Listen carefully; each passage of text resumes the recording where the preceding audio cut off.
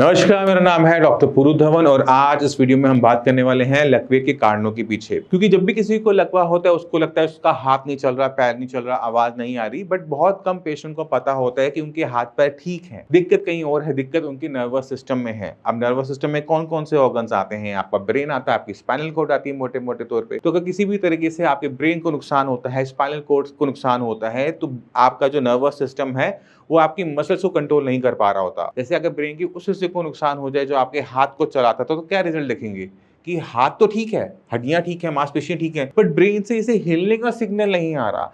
इसी वजह से जब भी लकवा होता है तो एमआरआई सीटी स्कैन करवाया जाता है ब्रेन का, ये चेक करने के लिए कि ब्रेन में किस टाइप का नुकसान हुआ है। अब आप सोचिए नुकसान की भी टाइप होते हैं। जी बिल्कुल, ब्रेन में हो रहे नुकसान की भी दो टाइप है मोटे तौर पे। अगर ब्रेन के अंदर खून के रास्ते में कभी क्लॉट आ जाता है तो खून रुक जाता है एक हिस्से को जाना। जब खून नहीं पहुंच पाया तो ऑक्सीजन नहीं पहुंच पाई, खाना नहीं पहुंच पाया और दिमाग का वो हिस्सा डैमेज हो गया। इसको हम कहते हैं इस्केमिक ब्रेन स्ट्रोक। अब दूसरा कारण क्या होता है कि अगर मान लो बीपी बहुत हाई है, दिमाग के अंदर जो खून ले जाने वाली नसें हैं वो फट जाए, तो जैसे नाक से खून निकलता है वो बाहर की तरफ आ गया। अब ब्रेन के अंदर अगर नस फटती है तो ब्रेन के अंदर खून फैल जाता है। अब खून फैला है तो ब्रेन के हिस्से को नुकसान होगा, जिसकी वजह से ब्रेन के जिस हिस्से को नुकसान पहुंचा है वो जो काम करता था अब वो नहीं कर पाएगा। अगर वो आपको आवाज देता था तो आवाज निकल नहीं पाएगी। अगर आपके हाथ पैर को चला पाता था तो हाथ पैर नहीं चला पाएगा। अगर आपको इमोशन देता था, आपको फीलिंग देता था, आपको लॉजिक देता था, वो खत्म हो जाएगा। तो डिपेंड करता है कि ब्रेन की किस हिस्से को नुकसान हुआ है, चाहे वो क्लॉट से हो, चाहे वो नस फटने से हो, उसके हिसाब से आते हैं सिम्टम। इसी वजह से सबके सिम्टम अलग अलग होते हैं। किसी को कम आते हैं, किसी को ज्यादा आते हैं। किसी की जो रिकवरी है वो बहुत फास्ट हो जाती है क्योंकि उसे नुकसान बहुत थोड़ा हुआ था, जल्दी हील अप हो गया। कहीं पे जब नुकसान ज्यादा होता है वहां पर पेशेंट पूरा बेड रिडन हो जाता है। हर पेशेंट में जो सिवियरिटी है लकवे की वो अलग अलग है, किसी की कम, किसी की ज्यादा। किसी की आवाज आ रही है, किसी का हाथ जा रहा है, किसी का हाथ पैर दोनों जा रहे हैं, किसी का कुछ नहीं जा रहा। ये भी देखने को मिलता है कि कोई नुकसान नहीं हुआ। क्लॉट आया, इस्केमिक क्लॉट थे, छोटे छोटे थे बट कवर अप हो गए। तो पैरालिसिस को अगर हमें ठीक करना है तो इन्हीं कारणों पे हमें सबसे पहले काम करना पड़ता है कि आपको अपना बीपी, कोलेस्ट्रॉल, शुगर ठीक रखना पड़ता है। क्योंकि जब कोलेस्ट्रॉल और शुगर आपस में मिलते हैं तो क्लॉट बनने के जो चांसेस हैं वो ज्यादा हो जाते हैं। अगर ब्रेन के अंदर नस फट रही है तो वो बिना ब्लड प्रेशर के नहीं फटती। तो अगर आप बीपी को कंट्रोल कर लेते हो, कोलेस्ट्रॉल कंट्रोल कर लेते हो, डायबिटीज कंट्रोल कर लेते हो, तो दोबारा से होने की जो संभावना होती है लकवे के मरीज में दोबारा लकवे होने की, वो बहुत गिर जाती है। अब सवाल है कि जो नुकसान ब्रेन के अंदर होता है वो रिकवर होता है या नहीं होता। तो ब्रेन के अंदर जो नुकसान होता है उसे परमानेंट माना जाता है। क्यों माना जाता है उसे समझने की कोशिश करते हैं। ब्रेन के अंदर जो सेल्स होते हैं उनको हम कहते हैं न्यूरॉन सेल्स। ये एक बार मर जाए तो दोबारा जिंदा नहीं हो सकते, ये सब जानते हैं, ये हम सबने देखा भी है। तो क्या होता है कि जब हम डॉक्टर के पास जाते हैं, डॉक्टर कहता है कि फिजियोथेरेपी करवाओ, जितनी रिकवरी आनी है वो आ जाएगी। तो पहले 6 महीने में हमें अच्छी रिकवरी भी देखने को मिलती है कि जब लकवा हुआ था, हाथ पैर चल नहीं रहा था, आवाज नहीं आ रही थी, बट अगले 6 महीने में धीरे धीरे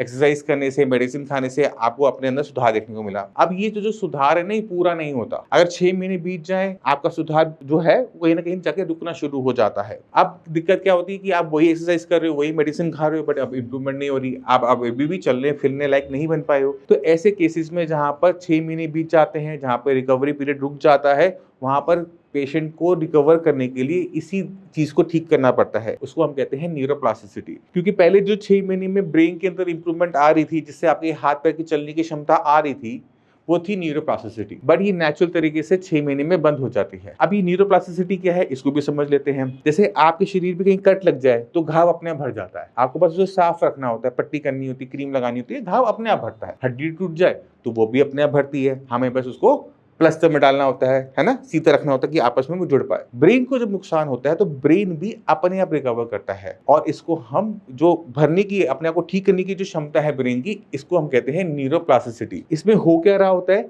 कि जो ब्रेन के सेल हैं मर गए हैं, वो मरे ही रहते हैं, बट जो दूसरे सेल है जो जिंदा है ना, वो अपनी काम करने की क्षमता को बढ़ा रहे होते हैं। ब्रेन इस न्यूरोप्लास्टिसिटी को अगले 6 महीने बहुत अच्छी तरीके से करता है जब आपको लकवा हुआ था। पर जैसे 6 महीने बीत जाते हैं ये सुधार अपने आप ही बंद हो जाता है। तो जो हम पहले कर रहे थे, चाहे हम मंदिर जा रहे थे, गुरुद्वारे जा रहे थे, मेडिसिन खा रहे थे, फिजियोथेरेपी कर रहे थे, ये जो पहले काम कर रहे थे अब वो काम करना बंद कर देता है। पेशेंट को लगता है कि अब तो ये मुझे इसी में ज़िंदगी में जीना पड़ेगा, बट ऐसा नहीं है। अगर हम किसी भी तरीके से न्यूरोप्लास्टिसिटी को स्टार्ट कर पाएँ तो हमें पेशेंट के अंदर रिकवरी फास्ट देखने को मिलती है, जैसे आप इन पेशेंट के साथ देख सकते हो। जी को 2024 मार्च में हाई बीपी की वजह से नस फट गई थी और नस फटने की वजह से उनकी बोलने की क्षमता, हाथ चलने की क्षमता, पैर की क्षमता जा चुकी थी।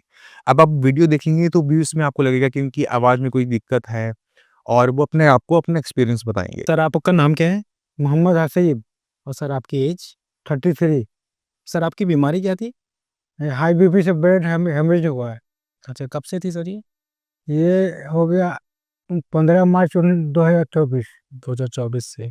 क्या-क्या दिक्कतें आती थी आपको इन सालों में? दिक्कत तो देख ही रहे हैं क्या है, चलने-फिरने में बहुत दिक्कत थी। जी। हाथ का कोई मूवमेंट नहीं था। कोई नहीं मूवमेंट नहीं था। तो सर यहाँ से ट्रीटमेंट आप कब से ले रहे हैं?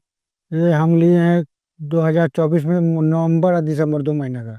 2 महीने का। आपको कोई फ़ायदा मिला? फ़ायदा है ये कि स्टिक्स लेके चलते थे, छोड़ दिए, ऐसे चलते हैं। अच्छा, तो सर यहाँ पे आपको आके कैसा लगा?